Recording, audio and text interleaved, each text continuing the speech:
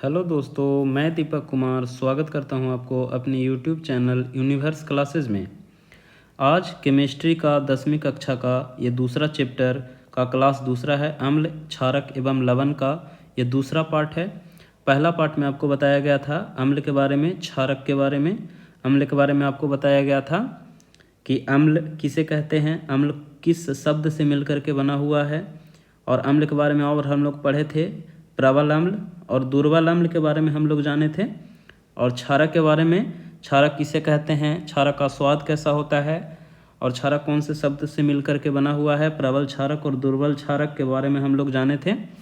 और जाने थे कि कौन सा अम्ल किस चीज़ में पाया जाता है, उसके बारे में थोड़ी थोड़ी जानकारी हम लोग प्राप्त किए थे। तो चलिए क्लास 1 जहाँ से समाप्त किए थे, क्लास दूसरा क्लास को उसी जगह से हम लोग स्टार्ट करते हैं, ठीक है। तो ये चैप्टर है अम्ल, क्षारक एवं लवण, ठीक है, एसिड बेसेस एंड सॉल्ट्स। हम लोग सबसे पहले आज के क्लास में सूचक के बारे में पढ़ेंगे। सूचक क्या है? सूचक वो है, जैसे हम लोग अम्ल, क्षारक एवं लवण के बारे में पढ़ें, तो अम्ल, क्षारक, लवण को कैसे हम लोग जानेंगे कि कोई भी चीज़ अम्ल है या क्षारक है या लवण है, ठीक है। तो उसके लिए हमें कोई चीज़ चाहिए, इंडिकेट करने वाला चाहिए, तो उसी को हम लोग सूचक कहते हैं। जो यहाँ पे दिया हुआ है सूचक, इंग्लिश में कहते हैं इंडिकेटर, ठीक है।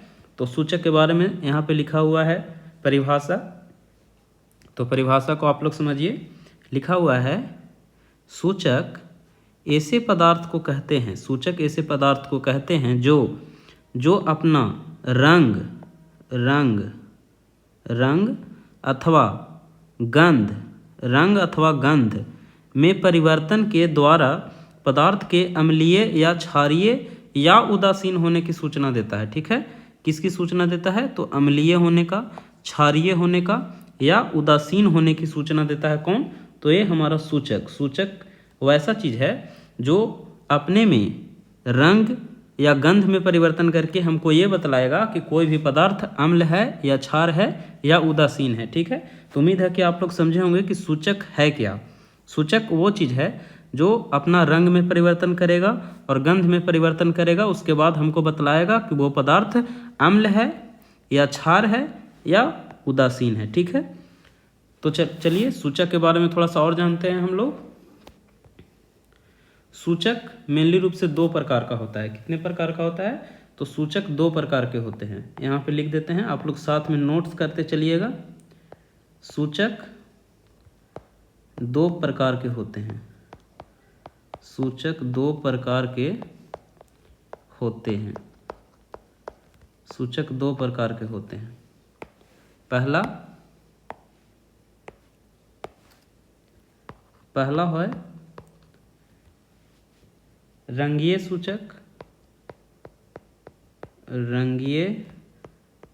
सूचक, ठीक है। और दूसरा है गंधीय सूचक,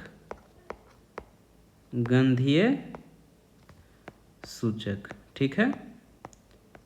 रंगीय सूचक और गंधीय सूचक। रंगीय सूचक उसे कहेंगे,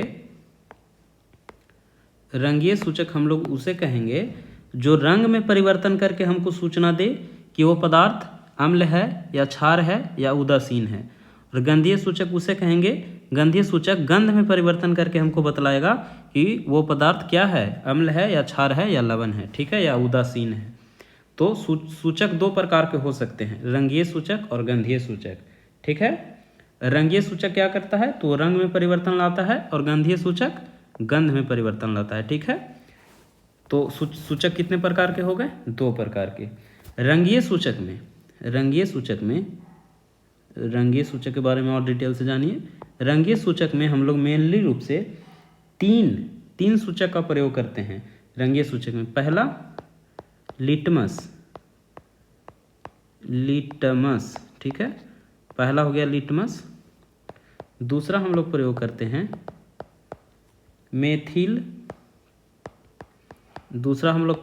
मेथिल, या इसी को हम लोग बोलते हैं मेथाइल। इसका दूसरा नाम भी हो सकता है मेथाइल, ठीक है। और तीसरा नाम है फिनोल्फेथेलिन, फिनोल्फथेलीन, थेलीन, ठीक है। ये 3 रंगीय सूचक सामान्य रूप से प्रयोग में लाए जाते हैं, ठीक है। लिटमस के बारे में आप लोग समझिएगा थोड़ा। लिटमस जो है वो प्राकृतिक सूचक है, ठीक है, प्राकृतिक सूचक। और ये सब दोनों जो है मेथिल हो गया और फिनोल्फथलीन हो गया, ये संश्लेषित है, संश्लेषित, संश्लेषित, संश्लेषित सूचक है, ठीक है। संश्लेषित कहने का मतलब कृत्रिम, मतलब ये प्राकृतिक से नहीं प्राप्त किया जा सकता, इसको मानव द्वारा निर्मित किया जाता है, अर्थात ये संश्लेषित सूचक है। फिनोल्फथलीन भी संश्लेषित सूचक है। संश्लेषित का मतलब आप लोग समझ गए होंगे। संश्लेषित का मतलब होता है कृत्रिम, जो मानव द्वारा निर्मित किया गया हो, ठीक है। तो हम लोग रंगीय सूचक में किसके, रंगीय सूचक के बारे में हम लोग जान रहे हैं, ठीक है। रंगीय सूचक, रंगीय सूचक में मेनली रूप से हम लोग कितना का प्रयोग करते हैं, तो 3 का, जिसमें पहला है लिटमस और दूसरा है मेथिल या मिथाइल और तीसरा है फिनोल्फथलीन, ठीक है। ये 3 के बारे में हम लोग जाने, जिसमें हम लोग जाने कि लिटमस प्राकृतिक सूचक है, मेथिल या मिथाइल आप लोग बोल सकते हैं, ये संश्लेषित सूचक है, और फिनोल्फथलीन जो है संश्लेषित सूचक है, अर्थात कृत्रिम सूचक है, ठीक है। लिटमस के बारे में आप लोग और समझिएगा। लिटमस, लिटमस के बारे में थोड़ा सा आप लोग यहाँ पे समझिए। लिटमस के बारे में लिख लेते हैं, लिटमस, ठीक है। लिटमस के बारे में आप लोग और समझ, सबसे पहला पॉइंट क्या है कि ये प्राकृतिक सूचक है, ठीक है। और इसका अपना रंग होता है जो बैगनी रंग का होता है। इसको लिख लीजिए भाषा की लैंग्वेज में, ठीक है। लिखिए कि लिटमस, लिटमस विलियन, लिटमस विलियन बैगनी रंग का, लिटमस विलियन जो है किस रंग का, तो बैगनी रंग का, बैगनी रंग का उदासीन अर्क है, उदासीन अर्क है, ठीक है, उदासीन अर्क है। और ये कहाँ से प्राप्त होता है, तो लिटमस जो है, एक पॉइंट और इसमें बनेगा, ये थैलोफाइटा, थैलोफाइटा, थैलोफाइटा समूह, थैलोफाइटा समूह के लीचेन, ठीक है। लीचेन को इंग्लिश में लिखते हैं LITCHEN। इसको हम लोग लाइकेन भी पढ़ सकते हैं, ठीक है, लेकिन इसको शुद्ध अगर बोला जाए तो लीचेन ही होता है, लेकिन इसको लोग लाइकेन भी बोलते हैं, अर्थात थैलोफाइटा समूह के लाइकेन, क्या इसको पढ़ेंगे, लाइकेन या लीचेन। लाइकेन एक पौधा है, लाइकेन पौधा, यहीं से निकाला जाता है लिटमस को, लाइकेन पौधा से निकाला जाता है, ठीक है, निकाला जाता है, निकाला जाता है। ये प्राकृतिक है, लिटमस जो है वो प्राकृतिक क्यों है, आप लोग को समझ में आ गया, क्योंकि ये किसी पेड़ से हम लोग को प्राप्त होता है। और वो पेड़ कौन सा है, तो थैलोफाइटा समूह के, थैलोफाइटा समूह के एक लाइकेन, लीचेन जिसको बोलते हैं, लाइकेन पौधा से निकाला जाता है, ठीक है। लाइकेन पौधा से हमको प्राप्त होता है कौन, तो लिटमस। और लिटमस का जो अपना रंग होता है, कैसा रंग होता है, तो बैगनी रंग का होता है, ठीक है। लिटमस का अपना रंग कैसा होता है, तो बैगनी होता है। मेनली रूप से लिटमस जो है वो ना तो अम्लीय होता है ना ही क्षारीय होता है। ये जो है लिटमस, ये ना तो अम्लीय होता है। चलिए एक पॉइंट और यहाँ पे लिख लीजिए कि लिटमस, लिटमस ना तो अम्लीय होता है, ना तो, लिटमस ना तो अम्लीय होता है, लिटमस ना तो अम्लीय होता है और ना ही क्षारीय, ना ही, लिटमस ना तो अम्लीय होता है ना ही क्षारीय होता है, ना ही क्षारीय होता है। यह अम्लीय, यह अम्लीय विलयन में यह अम्लीय विलयन में, पहले लिख लेते हैं उसके बाद आपको समझाएंगे। यह अम्लीय विलयन में लाल, यह अम्लीय विलयन में कैसा हो जाता है, तो लाल और क्षारीय विलयन में, क्षारीय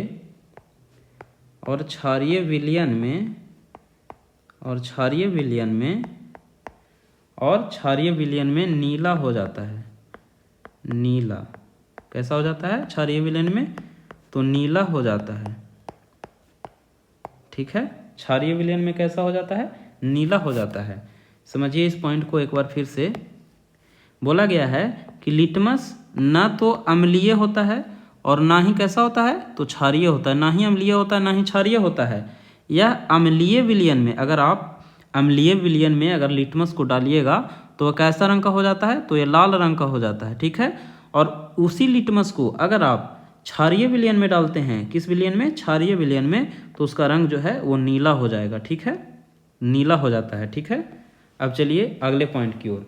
लिटमस के बारे में आप लोग क्या क्या समझें।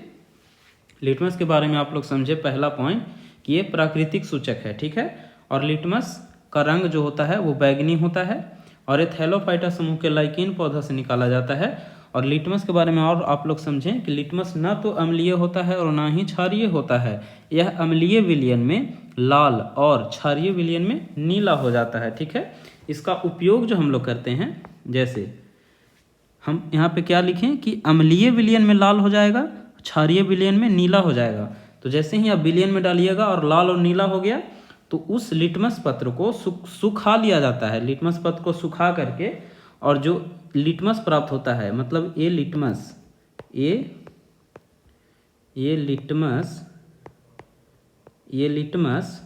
कहने का मतलब कौन लिटमस, जो लाल और नीला हुआ है, लाल एवं नीला लिटमस के बारे में बात किया जा रहा है। लाल लिटमस पत्र का प्रयोग जो है वो प्रयोगशाला में किया जाता है।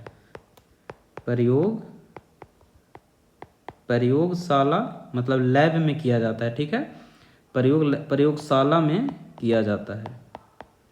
ठीक है, प्रयोगशाला में किया जाता है। किसका उपयोग किया जाता है, जो विलयन में डाला गया था लिटमस पत्र और जो लाल हो गया था और नीला हो गया था, और उसको सुखा करके उसका प्रयोग कहाँ करते हैं हम लोग, तो प्रयोगशाला में करते हैं। ठीक है, उम्मीद है कि आप यहाँ तक समझे होंगे। और एक जैसे यहाँ पे हम लिखाए थे कि सूचक कितने प्रकार के होते हैं, तो सूचक 2 प्रकार के होते हैं। तो रंगीय सूचक के बारे में हम लोग समझ लिए, जिसमें लिटमस के बारे में हम लोग काफ़ी डिटेल से समझें। इस लिटमस के बारे में पूछा जाता है एग्जाम में, इसलिए इसको आप डिटेल में समझ लिए हैं। ठीक है, लिटमस कैसा है, तो ये प्राकृतिक सूचक है। मेथिल और फिनोल्फ्थलीन को हम लोग और डिटेल से जानेंगे थोड़ा सा आगे। ठीक है, रंगीय सूचक के बारे में हम लोग जान लिए। अब आते हैं गंधीय सूचक के बारे में। ठीक है, गंधीय सूचक उसे कहेंगे जो गंध में परिवर्तन करके हमको ये सूचना देगा कि कोई भी पदार्थ अम्ल है, क्षार है या उदासीन है। ठीक है, तो गंधीय सूचक के बारे में हम लोग जानते हैं। चलिए आते हैं गंधीय सूचक के बारे में। गंधीय सूचक क्या है, तो गंधीय सूचक तो आप समझ नहीं होंगे कि गंधीय सूचक जो है वो गंध में परिवर्तन लाता है। ठीक है, तो गंधीय सूचक में कौन कौन से, तो गंधीय सूचक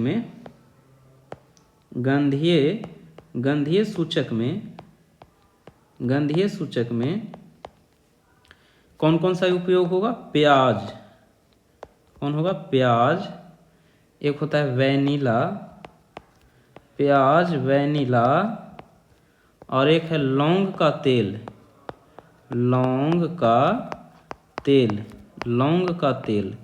इत्यादि, लौंग का तेल इत्यादि।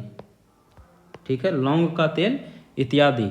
और ये तीनों में कहने का मतलब रंगीय सूचक में, जिसमें प्याज है, वैनिला है, लौंग का तेल है, ये तीनों गंधीय सूचक में एक विशेष प्रकार का गंध पाया जाता है। ठीक है, और इसी गंध को अगर आप अम्लीय या क्षारीय विलयन में डालिएगा तो वो गंध जो है वो चेंज हो जाएगा या तो समाप्त हो सकता है। ठीक है, नेत्रहीन व्यक्ति के लिए गंधीय सूचक काफ़ी इंपॉर्टेंट है। ठीक है, यहाँ पे एक पॉइंट बना करके आप लिख सकते हैं, नेत्रहीन कहने का मतलब जिसके पास नेत्र ना हो, अर्थात आँख ना हो। आप एक कोष्ठ में लिख लीजिए अंधा। अंधा व्यक्ति के लिए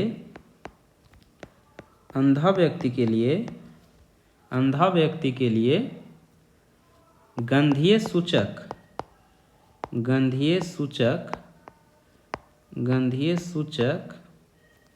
जरूरी होता है। गंधीय सूचक जरूरी होता है, ठीक है। गंधीय सूचक जरूरी होता है। क्यों जरूरी होगा? नेत्रहीन व्यक्ति के लिए क्या ये उपयोगी नहीं होगा रंगीय सूचक? नहीं, क्योंकि रंगीय सूचक जो है वो रंग में परिवर्तन लाएगा जो अंधा व्यक्ति नहीं देख सकता है। लेकिन अगर गंधीय सूचक हम उसके सामने ले जाएं तो गंधीय सूचक में गंध का परिवर्तन होगा, तो अंधा व्यक्ति गंध के अनुसार वो पता लगा सकता है कि कोई भी पदार्थ अम्ल है या क्षार है या उदासीन है, ठीक लिए। इसीलिए हम यहाँ पे एक पॉइंट लिखें कि नेत्रहीन अर्थात अंधा व्यक्ति के लिए गंधीय सूचक जो गंध में परिवर्तन लाएगा उसके लिए जरूरी होता है, ठीक है। तो चलिए एक टेबल है उसको हम समझते हैं, ठीक है, कि कौन सा अम्ल या कौन सा क्षार या कौन सा सूचक कौन से विलयन में कैसा रंग देगा, ठीक है। तो सबसे पहले आप समझिए लिटमस के बारे में। सूचक यहाँ पे दिया हुआ है, इस पॉइंट पे सूचक, ठीक है, सूचक हो गया। और यहाँ इस वाले सीरीज में दिया हुआ है कि सूचक का अपना गंध या रंग, ठीक है। इसके सामने जो भी आएगा उसका रंग बताएगा जो सूचक है। अम्लीय विलयन में रंग, या गंध, अम्लीय विलयन में रंग या गंध में परिवर्तन इस वाले पाई चार्ट में बताएगा, और इसमें क्षारीय विलयन में रंग या गंध में परिवर्तन के बारे में बतलाएगा इस वाले चार्ट में, ठीक है। तो चलिए अब हम एक एक को समझते हैं एग्जाम्पल के तौर पे। जैसे इसमें फर्स्ट लिया गया है लिटमस के बारे में बताया जा रहा है। तो सबसे पहले हम आपको बतलाए थे कि लिटमस के बारे में आपको काफ़ी डिटेल तरीक़ा से बताया गया था। तो लिटमस देखिए, लिटमस यहाँ पे हम बताए थे आपको कि लिटमस ना तो अम्लीय होता है और ना ही क्षारीय होता है। यह अम्लीय विलयन में लाल हो जाएगा और क्षारीय विलयन में नीला हो जाएगा, और उसी लाल और नीला लिटमस पत्र को हम लोग सुखा लेते हैं, उसको प्रयोगशाला में उपयोग करते हैं, ठीक है। तो एक तरह से आप बोल सकते हैं कि लिटमस एक जो नीला रंग हुआ था और एक जो लाल रंग हुआ था, ठीक है, उसके बारे में बात कर रहा है। वैसे तो लिटमस का बैगनी रंग होता है, लिटमस का जो अपना रंग होता है वो बैगनी होता है, लेकिन लिटमस, एक सेकेंड, लिटमस का जो लिटमस का जो देखिए यहाँ पे लिखा हुआ है कि लिटमस का जो अपना रंग होता है वो बैगनी रंग का ही होता है। लेकिन यहाँ पे हम लोग लैब में प्रयोग कर रहे हैं, तो लैब में जो नीला रंग हुआ था और लाल रंग हुआ था उसके बारे में बात कर रहे हैं। तो जब हम नीला रंग लेंगे और उसको अम्लीय विलयन में डालेंगे, इस वाला चार्ट कौन है? अम्लीय विलयन का, और ये चार्ट है क्षारीय विलयन का, ध्यान में रखिएगा। तो नीला रंग जब आप लीजिएगा तो और अम्लीय विलयन में डालिएगा तो एक ट्रिक है, ABR और एक है BRB। जैसा कि आप लोग समझते हैं कि अम्ल को इंग्लिश में एसिड बोलते हैं और बेस से क्षार होता है, ठीक है। तो जो ABR कहने का मतलब हुआ कि एसिड, A से एसिड, B से ब्लू और R से रेड होता है। तो जो एसिड है वो ब्लू को किस में परिवर्तित करता है? रेड में। और बेस करने का मतलब जो क्षार जो है वो रेड को ब्लू में परिवर्तित करता है, रेड को ब्लू में परिवर्तित करता है। रेड कहने का मतलब लाल को नीला में परिवर्तित करेगा, और ये ब्लू टू रेड अर्थात नीला से कहाँ जाएगा? तो लाल में परिवर्तित होगा, नीला से लाल, ठीक है। तो यहाँ पे कौन सा रंग है? तो यहाँ पे नीला रंग है। यहाँ पे कौन सा रंग है? नीला रंग, ठीक है। तो नीला को, ये अम्ल है, अम्ल के बारे में बात कर रहा है क्योंकि यहाँ पे अम्लीय विलयन है। तो अम्ल जो है वो नीला को कैसा रंग में बदल देगा? तो लाल रंग में बदल देगा, इसीलिए यहाँ पे लाल रंग लिखा हुआ है, ठीक है। क्योंकि जब नीला रंग को अम्लीय विलयन में डालिएगा तो जो एसिड होता है, एसिड विलयन, वो नीला को लाल में बदल देता है। लेकिन यही नीला को अगर आप क्षार में डालिएगा, क्षार विलयन में, तो रंग में परिवर्तन नहीं, अर्थात अम्ल जो है वो नीला को लाल में बदलेगा, ना कि लाल को किसी और रंग में बदलेगा, लाल को लाल ही रहने देगा, ठीक है। तो यहाँ पे जब आप नीला को लीजिएगा तो नीला को तो लाल में बदल दिया, लेकिन उसी को अगर आप क्षारीय विलयन में डालिएगा तो रंग में परिवर्तन नहीं कर सकता है, और नीला को नीला ही रहने देगा, ठीक है। और उसी लाल को अम्ल जब भी है, इसको अम्ल कहेंगे, ठीक। ए से अम्ल। ABR की जगह आप अनीला भी याद रख सकते हैं, अनीला भी एक अच्छा ट्रिक है। अनीला कहने का मतलब आ से आम्ल और नी और ला, मतलब आम्ल जो है वो नीला से लाल कर देता है, ठीक है, आम्ल नीला से लाल कर देता है। अब और अच्छा से समझिए यहाँ पे, जैसे यहाँ पे नीला लाल हो गया, फर्स्ट को समझ लिए। और लिटमस का एक और रंग हुआ था लाल। जब आप अम्लीय विलयन में डालिएगा तो ये नीला से लाल करता है, लाल को नीला नहीं करेगा।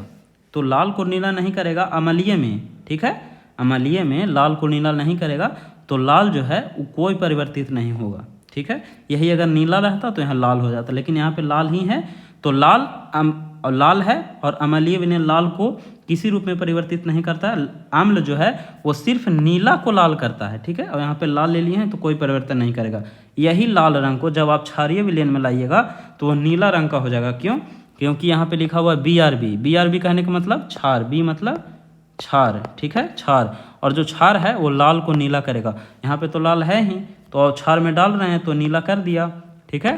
कैसा परिवर्तन ला देगा? नीला रंग में, ठीक है। उसी प्रकार मेथिल ऑरेंज है।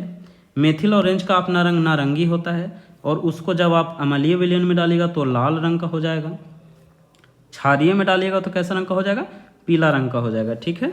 फिनोप्थलीन है, ये रंगहीन होता है, याद रखिएगा, ये पूछता है फिनोप्थलीन का अपना रंग कैसा होता है, तो फिनोप्थलीन का अपना रंग रंगहीन होता है, अर्थात किसी भी रंग का नहीं होता है, अर्थात इसको आप श्वेत रंग बोल सकते हैं, ठीक है।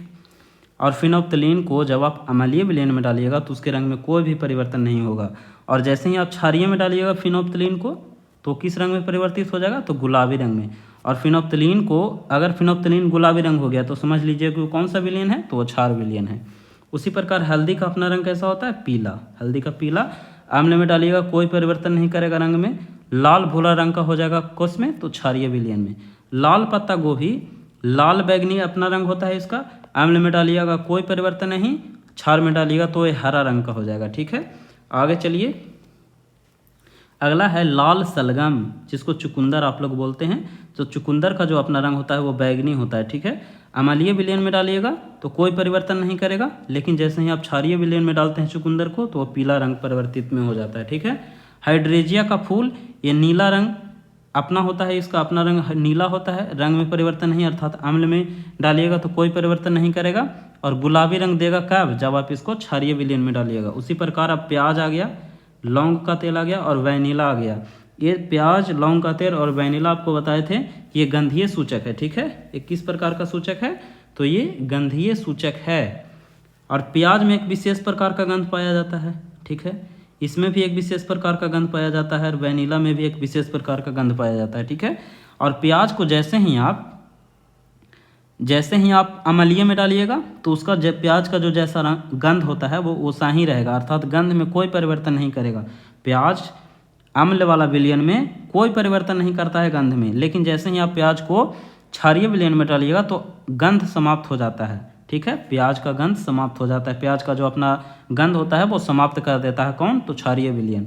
लौंग का तेल, गंध समाप्त हो जाएगा अम्ल में और क्षार में कोई परिवर्तन नहीं करेगा। वैनिला जो है वो गंध में परिवर्तन नहीं करेगा अम्ल में, और गंध समाप्त कर देगा किस में? तो क्षार में।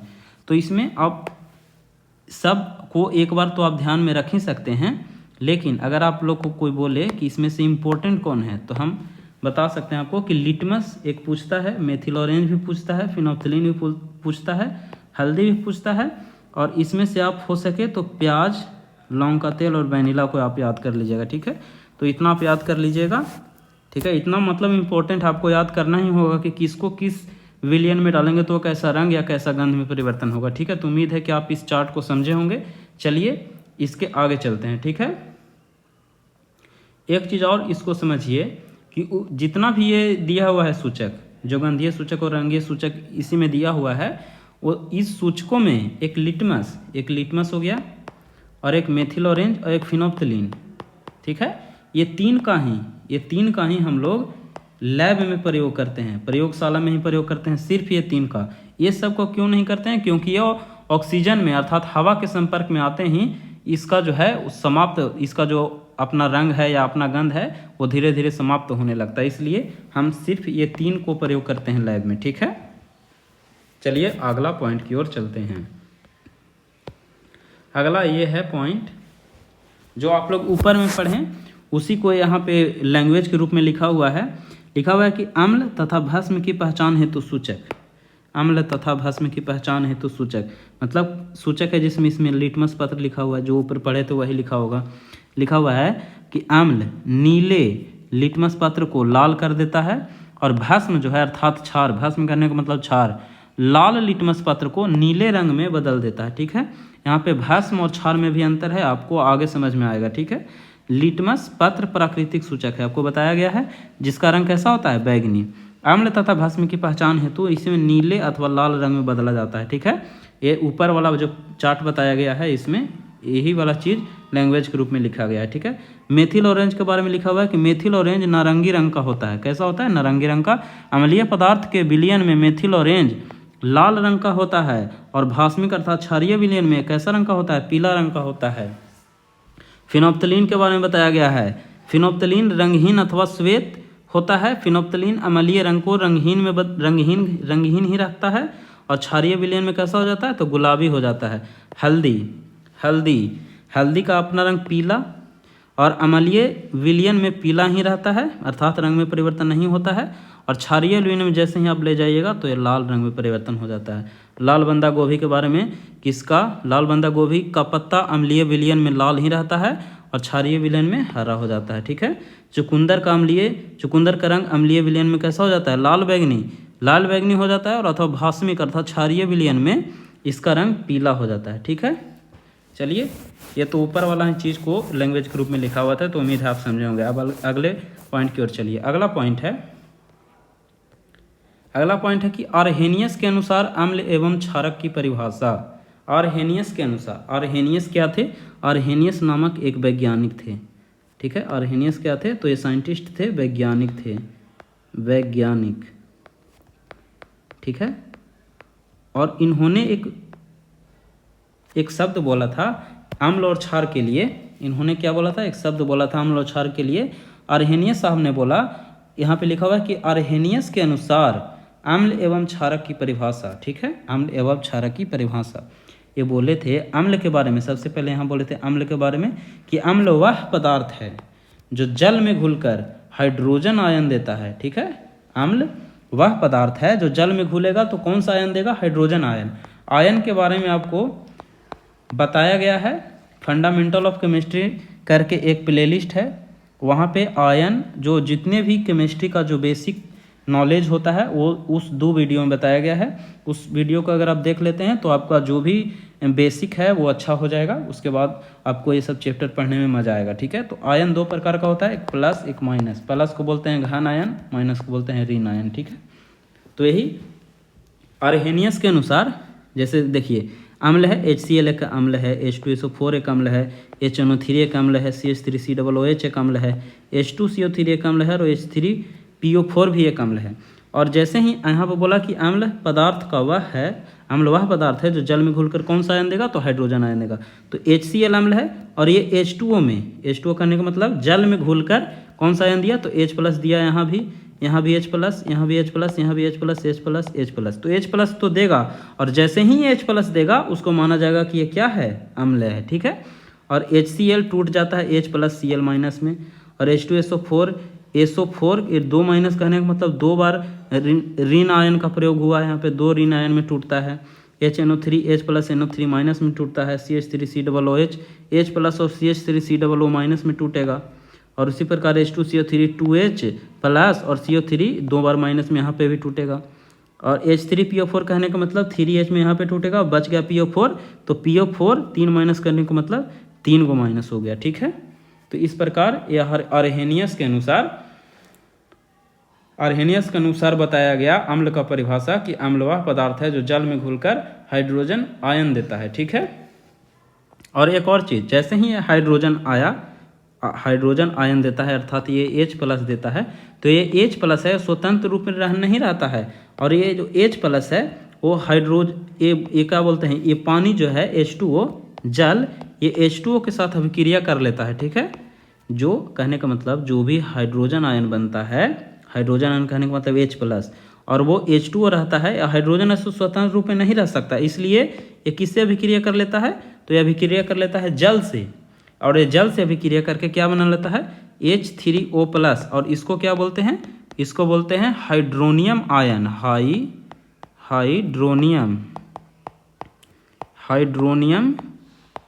हाइड्रोनियम आयन, ठीक है। इसको क्या बोला जाता है? हाइड्रोनियम आयन, ठीक है। तो ये यहाँ पे एक और पॉइंट समझने वाला था। यहाँ पे ये प्रश्न पूछा जाता है कि किसके अनुसार अम्ल जल में घुलकर हाइड्रोजन आयन देता है? तो कौन से? तो अर्हेनियस के अनुसार। अर्हेनियस क्या थे? वैज्ञानिक थे, ठीक है। और वही अर्हेनियस जो थे वो क्षार के बारे में भी परिभाषा दिए थे, ठीक है। यहाँ पे लिखे थे कि क्षारक वह पदार्थ है जो जल में घुलकर क्या देता है? तो हाइड्रोक्साइड आयन देता है, अर्थात OH- देता है। जैसे NaOH एक क्षारक है, KOH है वो क्षारक है, CaOH2 है और MgOH2, ये सब क्षारक है। और ये सब पानी में घुलकर अर्थात H2O अर्थात पानी में घुलकर ये Na+ और OH- में टूट जाता है, ठीक है। OH- यहाँ पे भी है, यहाँ पे भी है और यहाँ पे भी है। और OH- जैसे ही आया तो समझ लीजिए क्या है ये? तो ये क्षारक है, ठीक है। ये क्षारक का ये समझिए कि एक चिन्ह है कि OH- अगर दिखाई दे दिया OH तो समझ लीजिए कि वो क्या है? क्षारक है। किसके अनुसार? तो अर्हेनियस के अनुसार, ठीक है। और ये कैसे टूटता है? तो NaOH जो है वो पानी में घुलकर Na+ OH- में टूटेगा। KOH जो है वो K+ और OH- में टूटता है। COH है तो Ca2+ अर्थात दो गो घन आयन में टूटेगा। और उसी प्रकार MgOH2 जो है वो Mg2+ और 2 OH- में टूटता है, ठीक है। और क्षारक के बाद यहाँ पे एक और बात समझने वाली है क्षारक के बारे में कि यहाँ पे लिखना होगा कि सभी क्षारक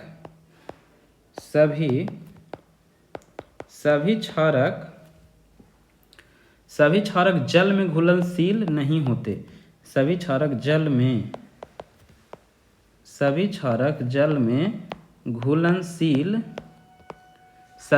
जल में घुलनशील नहीं होते हैं, ठीक है। जल में घुलनशील सभी जो जितने भी क्षारक है वो जल में घुलनशील नहीं होता है। और जो जल में घुलनशील होता है, यहाँ पे लिख रहे हैं कि जल में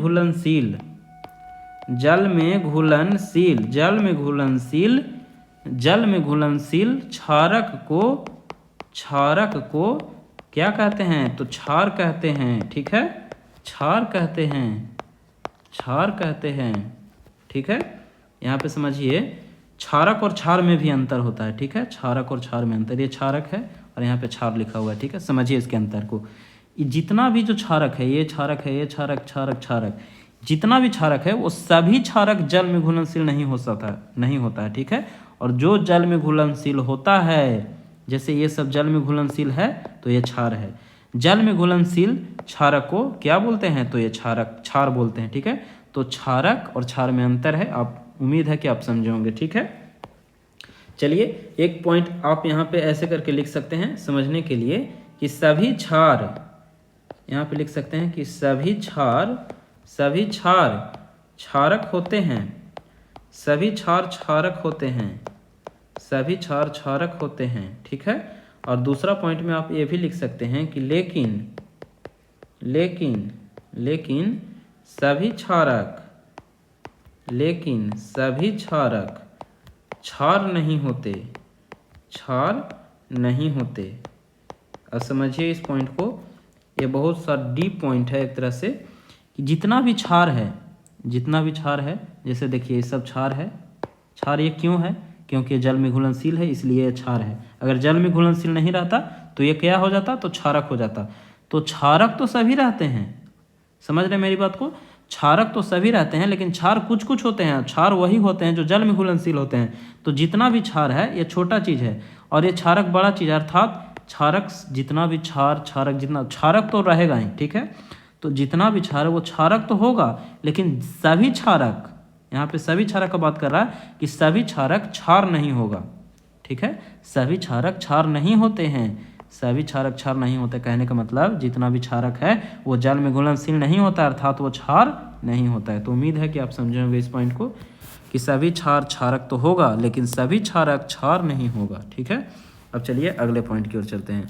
यहाँ पे लिखा हुआ है कि एक प्रयोगशाला है, अर्थात लैब में प्रयोग करने वाला चीज़ है। यहाँ पे लिखा हुआ है कि अम्ल एवं क्षारक के रासायनिक गुणधर्म समझना, अम्ल एवं क्षारक के रासायनिक गुणधर्म के बारे में समझना, understanding the chemical properties of acid and bases. ठीक है, तो सबसे पहले आप यहाँ पे समझिए क्या लिखा हुआ है।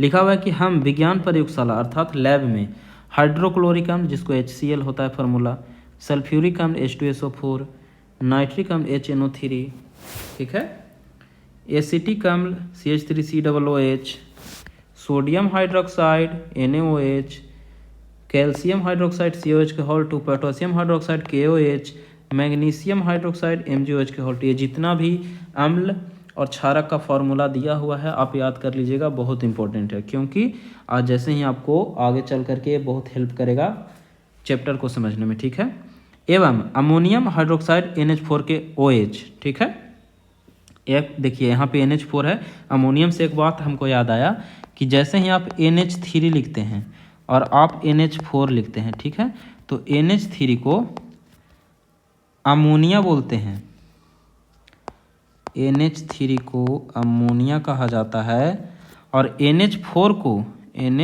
को क्या बोला जाता है, अमोनियम, अमोनियम। ठीक है, NH4 को क्या कहा जाता है, तो अमोनियम। 4 लग गया तो यम जुट गया, 4 नहीं लगा अर्थात 3 रह गया तो अमोनिया ही रह जाता है।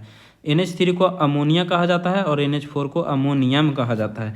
तो यही यहाँ पे अमोनियम हाइड्रोक्साइड है अर्थात NH4OH है। ठीक है, के नमूने को एकत्र करते हैं, जितना भी अम्ल क्षारक लिएगा उसको एक एक नमूना को एक क्या बोलते हैं, एक बोतल में इकट्ठा करिए, एकत्र कीजिए, और प्रत्येक विलयन की एक बूंद, जितना भी विलयन है प्रत्येक बूंद का एक बूंद घड़ी कांच वाला ग्लास लेकर लाल लिटमस, नीले लिटमस, फिनोप्थलीन एवं मेथिल ऑरेंज विलयन के साथ जांच करते हैं। ठीक है, रंग में परिवर्तन के द्वारा यह हमें बताता है कि कौन पदार्थ अम्ल है कौन क्षारक है। और अम्ल लाल लिटमस विलयन पर कोई प्रभाव नहीं डालता है, क्योंकि अम्ल जो है वो लाल से नीला करता है, तो अम्ल को तो कोई प्रभाव नहीं देगा, लेकिन जैसे ही क्षार में डालिएगा तो नीला कर देगा। नीले लिटमस विलयन को लाल कर देता है। रंगहीन फिनोप्थलीन पर कोई प्रभाव नहीं पड़ता एवं मेथिल ऑरेंज के नारंगी रंग को लाल कर देता है। क्षारक लाल, जितना भी ये सब पॉइंट जो लिखा हुआ है फिनोप्थलीन और मेथिल ऑरेंज के बारे में, वो आपको एक जो चार्ट दिया हो तो उसमें आपको काफ़ी अच्छे तरीके से समझाया गया था। ठीक है, अब चलिए अगले पॉइंट की ओर चलते हैं। अगला पॉइंट है अम्ल एवं क्षारक, अम्ल एवं क्षारक धातु के साथ अभिक्रिया कैसे करता है उसके बारे में समझना है इसमें। ठीक है, और ये एक चित्र है उसके माध्यम से आपको समझ आएंगे। ठीक है, यहाँ पे लिखा हुआ है धातु अम्लों से हाइड्रोजन को विस्थापित कर देता है। धातु जो है जैसे ही आप धातु को अम्ल में डालिएगा तो हाइड्रोजन को विस्थापित कर देता है, अर्थात हाइड्रोजन को वहाँ से हटा देता है। और अम्ल के जितना भी, जैसे वहाँ से हाइड्रोजन हटा तो जो भी शेष बचा, अर्थात अम्ल के शेष अपशिष्ट से मिलकर धातु एक यौगिक बनाता है। इस यौगिक को लवण कहते हैं। समझ गए? तो लवण किसे कहते हैं? आप अभी तक अम्ल और क्षार के बारे में ही जाने थे, लवण के बारे में आप लोग नहीं जाने थे। तो अम्ल लवण के बारे में आप लोग यहाँ समझिए कि जैसे ही धातु अम्ल से हाइड्रोजन को विस्थापित करता है, जैसे ही धातु जो है, ठीक है, ये धातु है, और जैसे ही ये अम्ल से अभिक्रिया करेगा तो क्या बनाएगा? तो ये बना देता है लवण, लवण और हाइड्रोजन गैस को विस्थापित कर देता है। ठीक है, तो यहाँ पे जैसे धातु है तो यहाँ पे लिखा हुआ है कि धातु अम्लों से हाइड्रोजन को विस्थापित कर देगा। धातु से अम्ल में से हाइड्रोजन को तो ये विस्थापित कर दिया, मतलब हाइड्रोजन को वहाँ से हटा देगा। तो हाइड्रोजन हटा तो उसमें जो भी बचा, और तो धातु उससे अभिक्रिया करता है, ना कि हाइड्रोजन से। और जो अम्ल जैसे HCl ले लीजिए, ठीक है, HCl एक अम्ल है, हाइड्रोक्लोरिक अम्ल। इसमें से जब धातु अभिक्रिया करेगा तो H को तो हटा देगा, H को तो उड़ा देगा, बचा Cl, और यहाँ पे धातु, और धातु Cl मिल जाएगा और एक यौगिक का निर्माण करेगा। उसी यौगिक को हम लोग क्या कहते हैं? लवण कहते हैं। ठीक है, तो वही यहाँ पे बात लिखा हुआ है कि धातु अम्लों से हाइड्रोजन को विस्थापित करता है और अम्ल के शेष अपशिष्टों से मिलकर धातु एक यौगिक बनाता है। इस यौगिक को लवण कहते हैं। अतः अम्ल धातु से अभिक्रिया कर लवण तथा हाइड्रोजन गैस बनाता है। जो यहाँ पे लिखा हुआ है ये काफ़ी इंपॉर्टेंट है, इसको ध्यान में रखिएगा। ठीक है, कि धातु अम्ल से अभिक्रिया करेगा, लवण और हाइड्रोजन गैस बनाएगा, जो यहाँ पे आपको समझाया गया। ठीक है, लिखा हुआ है, देखिए, निम्नलिखित चित्रानुसार उपकरण को सजाते हैं। प्रणाली में लगभग 5 ml H2SO4 लिया गया है, अर्थात सल्फ्यूरिक अम्ल लिया गया है 5 ml। अम्ल के लेकर उसमें दानेदार जिंक के टुकड़ा, जिंक क्या है? धातु है। जिंक के टुकड़े को डाला जाता है और जिंक के टुकड़े को सतह पर गैस के, जैसे देखिए इस चित्र में दर्शाया गया है। ये देखिए, ये जो लंबा पाइप है, ये जो लंबा ये वाला पाइप है, इसको स्टैंड कहते हैं, ठीक है। और ये क्या है, ये परख नली है जिसमें जांच किया जाता है। और ये तनु सल्फ्यूरिक अम्ल है जो 5 ml H2SO4 डाला गया है, ठीक है। और जिंक के टुकड़ा जो डाला गया था धातु, वो यहाँ पे बैठ गया, ठीक है, यहाँ पे बैठ गया जिंक का टुकड़ा। और जैसे ही इस अम्ल में डालिएगा तो क्या पढ़ें कि हाइड्रोजन को विस्थापित करेगा, अर्थात हाइड्रोजन को बाहर निकालेगा। तो यही जो जिंक का टुकड़ा आया और ये तनु सल्फ्यूरिक अम्ल में से हाइड्रोजन गैस जो यहाँ पे दिया हुआ है छोटे छोटे टुकड़ों में, यहाँ पे लिखा हुआ है हाइड्रोजन गैस के बुलबुले। और यहाँ से एक नली डाला हुआ है, निकास नली जिसको बोलते हैं, ठीक है। और ये नली जो है एक विलयन साबुन का घोल में डाला जाता है। इस पाइप को जो निकास नली है, इस निकास नली को पाइप के द्वारा इस जो विलयन है, साबुन का जो विलयन है, उसमें डाला जाता है। तो यहाँ से जो हाइड्रोजन विस्थापित होगा वो इस पाइप के द्वारा इसमें आ जाएगा, ठीक है। और इसमें आ जाएगा तो ये बूंद बूंद करके ऊपर जाएगा, ठीक है। और यहाँ पे हाइड्रोजन से भरे बुलबुले, साबुन के बुलबुले, साबुन के घोल था और हाइड्रोजन गैस निकला। तो यहाँ पे बोल सकते हैं कि हाइड्रोजन से भरे साबुन के बुलबुले यहाँ पे निकला, अर्थात ये हाइड्रोजन गैस निकल रहा है।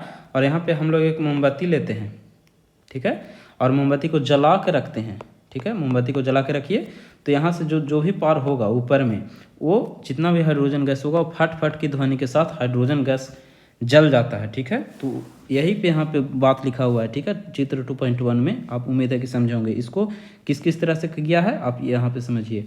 लिखा हुआ है बुलबुले दिखाई देते हैं, ये गैस के बुलबुले जिंक और H2SO4 अम्ल की अभिक्रिया के फलस्वरूप बनते हैं, ठीक है। गैस के निकास नली के सहारे साबुन के विलयन को प्रवाहित करते हैं, जिससे हाइड्रोजन गैस के से भरे साबुन के बुलबुले ऊपर उठने लगते हैं।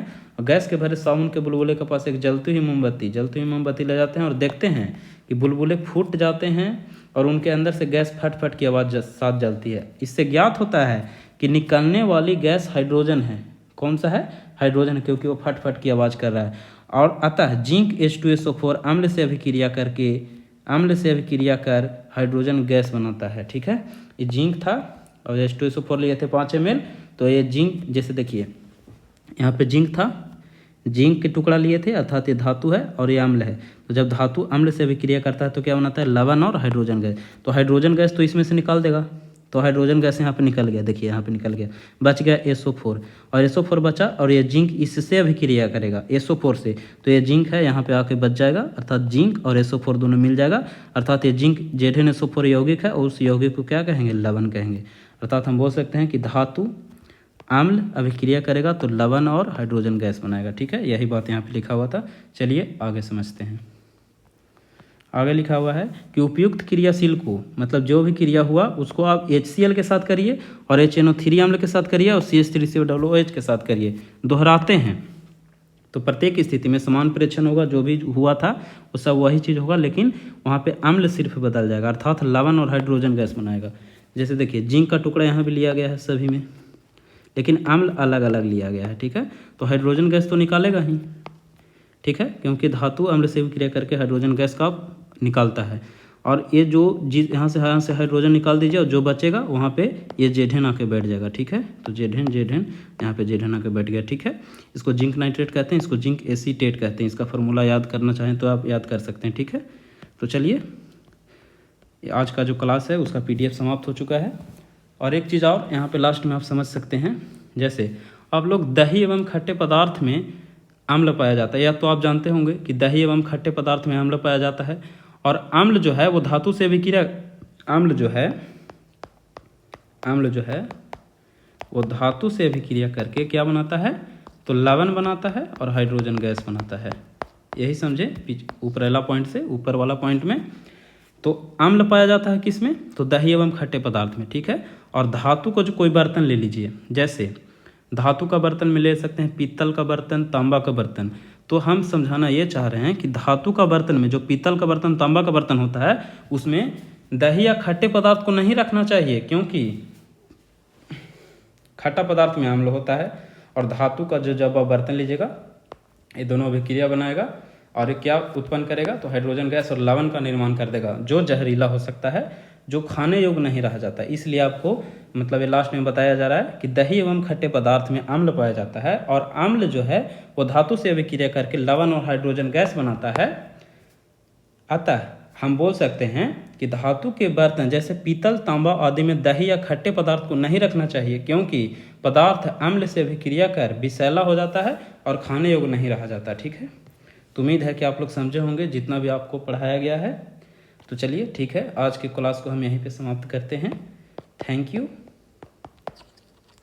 जय हिंद, वंदे मातरम। ठीक है।